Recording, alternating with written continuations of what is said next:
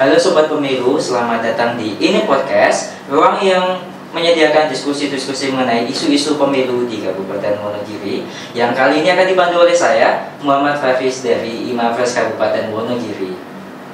Kali ini saya tidak sendirian, didampingi oleh Bapak Toto Setio Adi SEMM, Kepala Divisi Teknis Penyelenggaraan Pemilu KPU Kabupaten Wonogiri. Selamat siang Pak Toto. Selamat siang Mas Hafiz. Dan juga kami ditemani oleh Mas Alif selaku Wakil Kepala Divisi HPP Imapres. Selamat siang Mas Alif. Selamat siang Mas Haris. Di siang kali ini kita akan membahas mengenai fenomena lonjakan invalid vote di Kabupaten Wonogiri tahun 2024, alarm demokrasi di tengah era digital. Nah teman-teman, pilkada ini adalah salah satu produk demokrasi di Indonesia atau pemilu yang dilaksanakan, yang merupakan hal yang penting dan menjadi momentum 5 tahunan yang memberi kesempatan kepada warga untuk memilih kepala daerahnya masing-masing. Nah, dari Pak Toto sendiri Pak, pilkada dan pemilu ini bagi masyarakat itu bagaimana Pak? Ya, terima kasih Mas Hafiz. Pertama saya ucapkan terima kasih teman-teman Imapres hadir di Ini Podcast KPU Kabupaten Wonogiri. Ini pertama kali teman-teman menjadi host sekaligus menjadi narasumber. Terima kasih. Nah, begini sedulur pemilih Wonogiri, pemilihan atau pilkada di Wonogiri tahun 2024 atau sebelumnya adalah sangat penting bagi warga Wonogiri. Ini momentum bagi masyarakat, khususnya yang punya hak pilih, untuk menggunakan hak pilihnya untuk menentukan siapa pemimpin 5 tahun ke depan. Nah, siapa yang akan memimpin, menentukan arah pembangunan dan kebijakan dalam mengelola Wonogiri ke depan. Nah, apa yang diharapkan masyarakat terhadap pemimpin atau bupati dan wakil bupati? Tentunya terkait dengan pembangunan dan layanan publik yang terkait dengan warga dan masyarakat.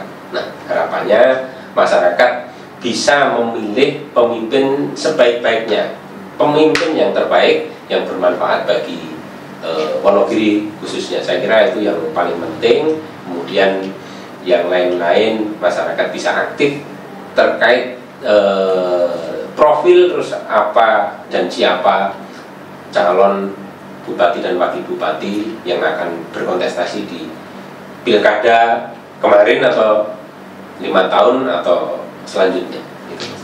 Jadi setiap suara dari masyarakat ini menjadi hal penting ya Pak dalam menentukan arah kebijakan dan juga pembangunan yang berkelanjutan terutama di Kabupaten Wonogiri begitu Pak. Nah, mengenai soal suara nih Pak, mungkin kita pernah mendengar ya teman-teman mengenai adanya istilah invalid vote atau surat suara tidak sah. Nah, kalau kita lihat data Pak, ternyata baik di negara-negara yang menganut sistem demokrasi, ternyata invalid vote ini muncul menjadi sebuah fenomena yang mungkin tidak bisa dihindarkan gitu ya Pak. Kalau dari sisi KPU sendiri, bagaimana menanggapi mengenai adanya invalid vote gitu Pak, terutama di Kabupaten Wonogiri? Ya, terima kasih Mas Faris. Invalid vote adalah salah satu hasil dari proses pencoblosan atau pemilihan pada saat hari H di TPS. Nah, ini tidak bisa dihindari. Ini terkait ada yang memilih invalid vote secara sadar dan tidak sadar, sengaja dan tidak sengaja. Kalau yang tidak sengaja, tidak tahu, berarti kan PR bagi KPU untuk melakukan sosialisasi lebih masif dengan menggunakan perangkat jajarannya secara berjenjang dari kabupaten, kecamatan, PPK, PPS, dan KPPS. Kemudian yang sebagai itu sikap. Nah, di negara demokrasi orang punya hak untuk menentukan sikap dalam proses politik, memilih atau tidak memilih, memilih dengan sesuai hati nuraninya atau memilih dia mencoblos surat suara tidak sah. Itu bagian dari proses politik atau pilihan pemilih, dan ini dibolehkan dalam demokrasi di Indonesia. Tapi kami berharap juga pemilih memilih ataupun tidak memilih secara sadar invalid vote atau tidak invalid vote itu akan berpengaruh terhadap proses pemilihan kepala daerah. Karena apa? Kepala daerah yang dipilih tetap akan menjadi kepala daerahnya warga Wonogiri atau masyarakat Wonogiri. Mau tidak mau mereka akan mengikuti kebijakan yang ditentukan oleh pimpinan-pimpinan daerah tersebut. Jadi kenapa tidak memilih? Kami menyarankan ya untuk memilih, cari yang paling mendekati harapan mereka. Saya kira itu. Jadi memang invalid vote ini memang jadi suatu hal yang tidak bisa dihindarkan gitu ya Pak. Oke. Menyikapi fenomena Pak, salah satunya di Kabupaten Wonogiri bahwa memang ternyata nilai invalid vote-nya itu cukup tinggi. Nah, dari teman-teman IMAPRES sendiri ya sebagai salah satu organisasi yang cukup aktif berkecimpung di Kabupaten Wonogiri, menanggapi hal ini bagaimana Mas Arif? Oke Mas Faris, jadi menurut tanggapan dari saya ya Mas, saya sebenarnya sangat menyayangkan dari orang-orang yang tidak memilih ya. Karena bagaimanapun kan hasil dari pilkada ataupun pemilu itu menentukan masa depan masyarakat, baik itu masyarakat daerah maupun secara nasional. Tergantung nanti kita invalid vote-nya di mana, di pemilu atau di pilkada. Nah sayangnya di Kabupaten Wonogiri saat ini terjadi lonjakan invalid vote yang sangat tinggi Mas. Jadi di pilkada sebelumnya tahun 2019 angka invalid vote-nya itu mencapai 13.916 suara. Namun berdasarkan data yang saya lansir dari KPU pada tahun 2024 kemarin di pilkada, angkanya itu melonjak ke angka 25.599 surat suara yang tercatat sebagai invalid vote atau surat-suara tidak sah. Tentunya hal ini kan juga menjadi perhatian khusus ya bagi kita Mas, sebagai pegiat demokrasi di Kabupaten Wonogiri. Jadi memang tingginya invalid vote di Kabupaten Wonogiri mungkin menjadi fenomena baru ya mungkin kita temukan gitu. Kalau dari teman-teman IMAPRES, bagaimana apa yang hal yang bisa dilakukan untuk menyikapi hal ini gitu? Oke Mas, karena kami memang masih berstatus sebagai mahasiswa ya, dan kami juga masih belum berkecimpung lebih dalam di pemilu, maka kami menggunakan jalur yang sesuai. Kami menggunakan jalur yang linear, yakni jalur akademis, di mana pada bulan Juli sampai Agustus kemarin kami sempat melakukan penelitian Mas di Kabupaten Wonogiri, di mana penelitian ini kami menggunakan dua metode. Yang pertama adalah kuantitatif dan kedua adalah kualitatif. Kami melakukan penelitian kualitatifnya di Desa Purwosari yang kebetulan merupakan desa dengan angka invalid vote tertinggi di Kecamatan Wonogiri. Sementara Kecamatan Wonogiri sendiri juga merupakan kecamatan dengan tingkat invalid vote tertinggi di Kabupaten Wonogiri. Nah, oleh karena itu kami memilih Desa Purwosari agar kita bisa lebih tahu loh kenapa kaum masyarakat banyak yang memilih untuk tidak memilih. Kemudian yang kedua, kami menggunakan metode kuantitatif melalui kuesioner dan juga survei. Jadi kami bekerjasama dengan kelompok pengembangan IMAPRES yang berjumlah 30 kelompok pengembangan di seluruh Kabupaten Wonogiri untuk kemudian melakukan survei dengan mengisi kuesioner bukan hanya kepada anggota IMAPRES namun juga kepada masyarakat tentang berbagai penyebab kenapa mereka tidak mau melakukan memilih. Kami mencari tahu penyebab mereka melakukan invalid vote ataupun harapan mereka terhadap penyelenggaraan pilkada di penyelenggaraan pilkada selanjutnya Mas. Seperti itu Mas. Oke, jadi dari teman-teman IMAPRES juga tentunya care terhadap fenomena yang terjadi saat ini dan melaksanakan kajian-kajian yang Mas sesuai dengan topoksi kita sebagai mahasiswa gitu. Dan mungkin kedepannya mungkin kajian ini bisa menjadi tolak ukur untuk melihat bagaimana fenomena ini bisa terjadi dan kita bisa menyikap bagaimana tindak lanjutnya gitu. Kembali ke Pak Toto mungkin ya Pak ya. Kita melihat bahwa fenomena invalid vote ini memang tidak bisa dihindarkan gitu, Pak. Kalau dari sisi KPU sendiri bagaimana melihat ini dan penyebab bagaimana ini bisa terjadi gitu Pak? Ya. Baik, kami akan membandingkan dulu data-data pilkada dengan 5 tahun sebelumnya. Jadi di pilihan bupati tahun 2020 itu jumlah pemilihnya DPT-nya 836.398, kemudian invalid vote-nya 13.916 atau 2,34%. Kemudian di pilihan bupati 2024 DPT-nya 842.326 dengan invalid vote ini lonjakan cukup tinggi, hampir 100%, 25.599 atau 4,3%. Biasanya pada umumnya di negara-negara demokrasi baru atau negara berkembang tingkat invalid vote-nya 3-8%. Kita masuk di 4%. Nah, apa penyebab invalid vote ini? Nah, satu, pertama ya kesalahan teknis pada saat mencoblos. Misalnya masyarakat datang kemudian tidak paham tata cara mencoblos, tidak berani bertanya ke petugas bagaimana tata cara mencoblos, akhirnya salah atau hal-hal yang lain. Kemudian surat suara rusak ketika dia melipat atau ketika beliau mencoblos tidak dibuka sepenuhnya, akhirnya tembus. Kemudian tembusnya tidak sah, akhirnya tembusnya. Kemudian kesalahan petugas KPPS memberi penjelasan terkait sah dan tidak sahnya hasil coblosan tersebut.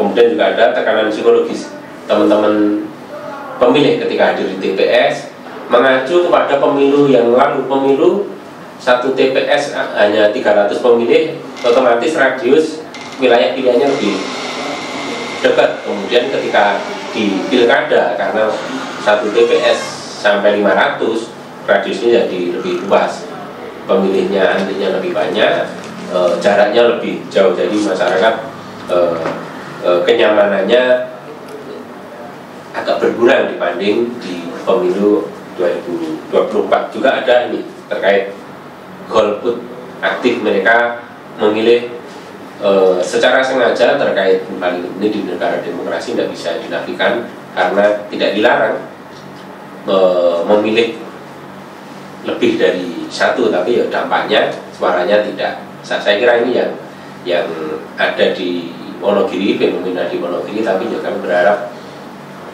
ruang atau pilihan invalid vote itu semakin sedikit karena kesadaran masyarakat, kesadarannya semakin naik terkait memilih pemimpin daerah ataupun nanti pemilu selanjutnya. Jadi memang banyak sekali faktor-faktor yang menyebabkan terjadi invalid vote itu ya Pak ya, terutama di Kabupaten Indonesia. Mungkin kalau dari sisi KPU sendiri Bapak, untuk solusi secara struktural untuk mengatasi hal ini mungkin apa saja Pak ya? Ada beberapa yang bisa kita lakukan ini terkait di internal KPU ya. Satu, memperbanyak jumlah TPS. Jadi nanti jarak ke TPS tidak terlalu jauh, walaupun lebih jauh daripada pemilu, tapi tidak terlalu jauh. Nanti berupaya masih mengakomodasi keinginan masyarakat terkait lokasi TPS. Nah, tentunya ini berkorelasi dengan anggaran pilkada dari KPU berasal dari pemerintah daerah. Nah, kami berharap untuk pilkada selanjutnya jumlah TPS-nya pemotongannya jangan terlalu banyak. Kemarin 4.000, hampir 4.000, sekarang dipotong hampir 50%, tinggal 2.000 sekian. Nah, ini sangat berkorelasi. Kedua juga terkait pelatihan dan edukasi terkait penyelenggara atau badan ad hoc. Badan ad hoc ketika hal teknis pemilihan yang paling penting adalah bintek dengan cara simulasi. Ini yang paling efektif. Simulasi melakukan pencoblosan, kemudian penghitungan. Nah, ini penting sekali buat pengalaman bagi petugas penyelenggara pemilu. Kemudian juga ada ini penting sekali, penerbitan PKPU ataupun juknis pungut hitung jauh hari sebelumnya.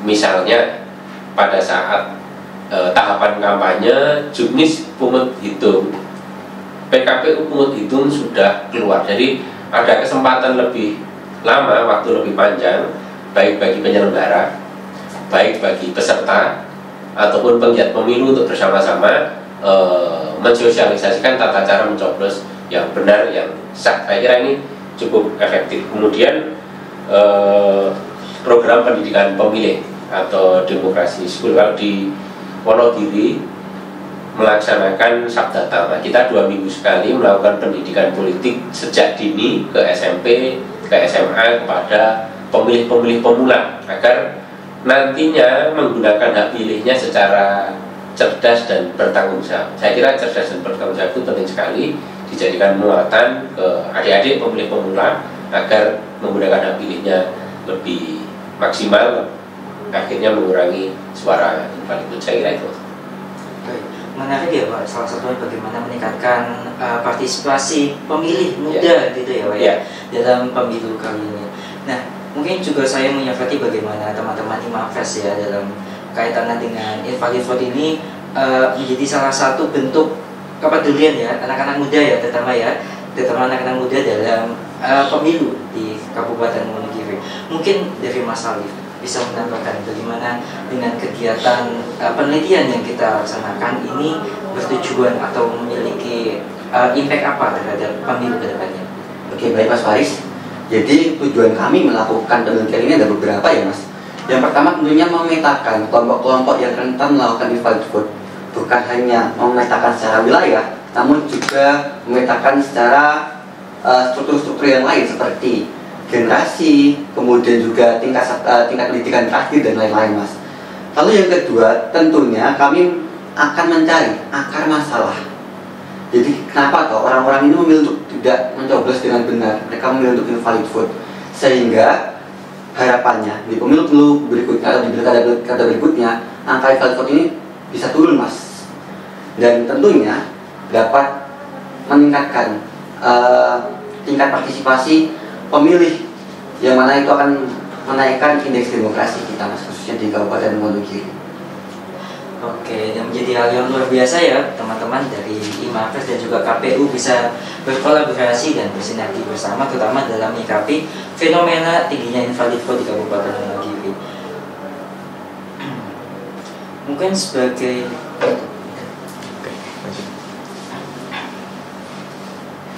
mungkin harapan besar ya dari teman-teman Imafres dan juga KPU, terutama juga dari masyarakat di Kabupaten Wonogiri, bahwa kualitas demokrasi terutama di Kabupaten Wonogiri dapat meningkat dan juga nilai invalid vote atau surat-surat tidak sah ini bisa ditekan seminimal mungkin. Mungkin terakhir closing statement dari Bapak Toto. Ya, terima kasih untuk seluruh Jawabannya dulu. Oke, fokusnya ke sini ya Pak ya. Ya. Yang ini, yuk lanjut. Baik, sedulur pemilih Wonogiri. Pertama,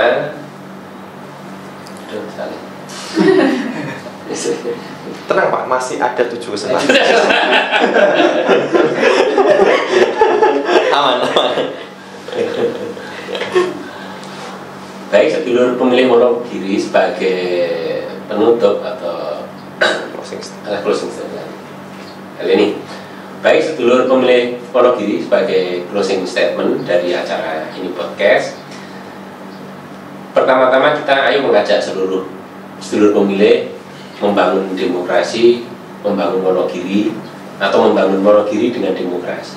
Gunakan fasilitas infrastruktur demokrasi yang sudah mapan di Indonesia dengan menggunakan hak secara cerdas dan bertanggung jawab. Mari kita kawal demokrasi, mari kita kawal pemilu dan pilkada untuk kesejahteraan kita bersama, mewujudkan keadilan sosial bagi seluruh rakyat Indonesia, dan nantinya jika sudah terpilih pemimpin atau kepala daerah di Wonogiri, mari kita sungguh bareng-bareng untuk mewujudkan pembangunan, untuk mewujudkan pelayanan publik yang efektif, efisien bagi masyarakat, untuk mewujudkan keadilan sosial bagi seluruh rakyat Indonesia. Mungkin terakhir statement dari Mas Alif dari Imafres. Oke Mas, jadi tentunya harapan saya ya di next pemilu, kita ayo dong teman-teman, kita gunakan hak pilih kita secara bijak. Kita gunakan hak pilih kita ini semaksimal mungkin. Pemilu itu enggak setiap hari ada loh teman-teman. Pemilu itu adanya cuma 5 tahun sekali, dan ini menentukan sekali pada arah kebijakan dan juga pada masa depan bangsa dan negara kita, khususnya kalau pilkada kepada masyarakat di Kabupaten Wonogiri. Jadi saya mengajak teman-teman, ayo dong jangan apatis. Mari kita gunakan hak pilih ini sebaik-baiknya, dan juga kurang-kurangi FOMO buat teman-teman yang cuma ikut-ikutan ketika melakukan surat dasar. Itu aja sih Mas. Oke Mas Alif ya. Ingat buat teman-teman jangan FOMO ya. Oke, itu dia pembahasan kita tentang invalid vote kita hari ini teman-teman ya. Surat suara yang hilang di balik kotak suara, dan kita sudah melihat bagaimana surat suara tidak sah bukan hanya sebagai soal kesalahan teknis, tapi juga menyentuh soal edukasi pemilih, desain surat suara hingga bentuk protes politik ya teman-teman. Terima kasih untuk para narasumber yang sudah berkenan untuk berdiskusi pada siang hari ini, dan juga teman-teman penggemar ini podcast. Jangan lupa untuk selalu menyaksikan episode-episode selanjutnya yang tentunya akan lebih seru dan menarik ya. Dan sebagai penutup, mungkin kita suarakan tagline kita ya Pak ya, dan teman-teman. 1, 2, 3, membangun Wonogiri melalui demokrasi. Mewakili teman-teman yang bertugas, saya Muhammad Faris pamit undur diri. Sampai jumpa di episode-episode ini podcast selanjutnya. Jangan lupa like, comment, dan share, dan bye-bye. Sampai jumpa. Sampai jumpa.